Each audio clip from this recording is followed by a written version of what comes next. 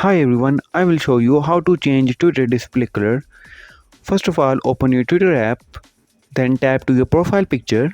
Now you can see the moon icon in the bottom left, then tap it.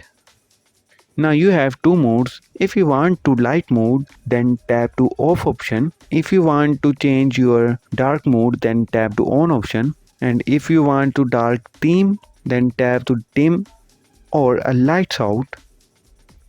If there is a problem with this video, so ask in the comment.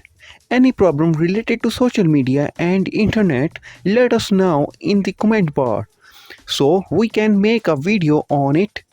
Please like this video and press the bell icon for any update.